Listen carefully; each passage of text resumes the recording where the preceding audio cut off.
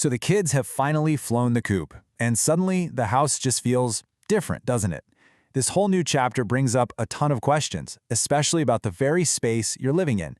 Today, we're going to dive into a real strategic guide for figuring out this next exciting phase of your life. This is usually the first thing people notice, that sudden, profound quiet. It's this really bittersweet feeling, right? You're so proud of your kids, but man, the whole energy of the house just shifts. And that quiet, it can be a really powerful reason to start thinking.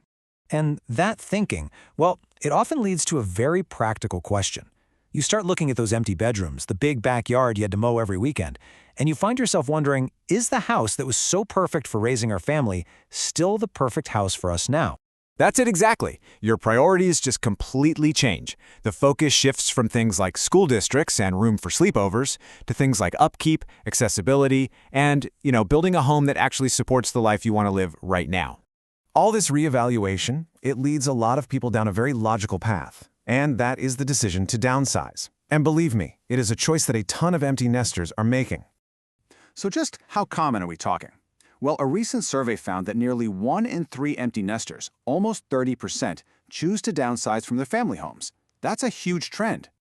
So if you're standing in your kitchen right now, looking around and wondering if your house is just too big, I want you to know this. You are so not alone. This is a shared experience. It's a conversation that's happening in homes all across the country. And the reasons why are pretty compelling. It's about shifting your focus to how you want to live, unlocking that financial freedom for retirement, and finding a home that just fits you perfectly for right now. No more rattling around in a big empty house. Okay, so how do you do this? How do you make this big decision strategically? We've put together a checklist of 6 key questions you should ask yourself as you start to explore what's next. Let's walk through them together. First up, and you got to be honest with yourself on this one, maintenance. That beloved family home with the huge lawn and that roof that's getting kind of old, it takes a ton of time, energy, and money. Is that really how you want to spend your Saturdays? And here's where you see the real contrast. On one side, you've got that endless to-do list of a traditional home. But on the other, you have options like lifestyle communities, where an HOA fee takes care of a lot of that outdoor maintenance. It literally gives you your time back. All right, question number 2 is all about thinking ahead. That classic 2-story house was awesome for keeping noisy teenagers on a separate floor, but are all those stairs going to be practical in, say, 10 or 20 years?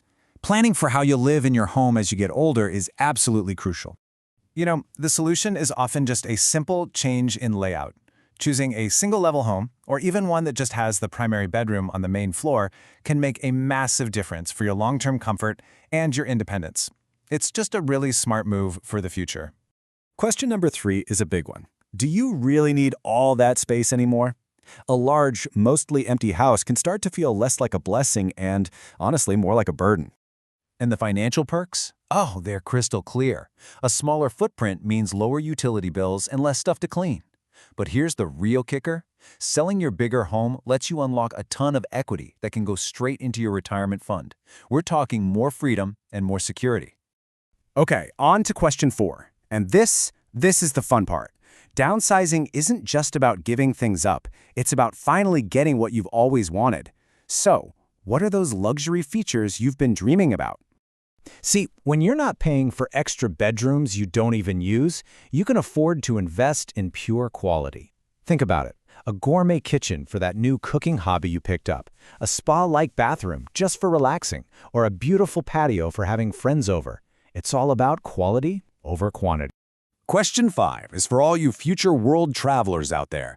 A lot of empty nesters look forward to spending way more time away from home, right? Visiting grandkids, seeing the world. So, is your current home set up for that lock-and-leave kind of lifestyle? This is where the type of community you choose can make a huge difference. Gated communities, condo complexes, they offer that extra layer of security, which gives you incredible peace of mind when you're gone for weeks or even months at a time. And our final question. This is one that gets overlooked all the time, but it is so important for your health and safety. How's the lighting?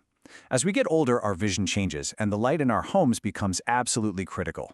And this isn't just a guess. The American Optometric Association points out that our vision changes, and our eyes just need more light to see clearly as we age. So, a home with big windows and really good artificial lighting, that's not just about looking nice, it's a key safety feature that can help prevent accidents. So when you put all of this together, you see it's not just about moving. It is a fundamental shift. It's about going from creating a home that was a busy family hub to designing a personal haven that is all about you. And that, right there, is the main takeaway. I want you to forget this idea that downsizing means you're getting less. It's an upgrade. It is an act of intentionally designing your surroundings to perfectly match your dreams for this amazing new chapter of your life. So, as we wrap this up, I'm going to leave you with this question to chew on. Forget about the limitations for a second and just dream. What does the perfect home for your next adventure truly look like? The answer to that?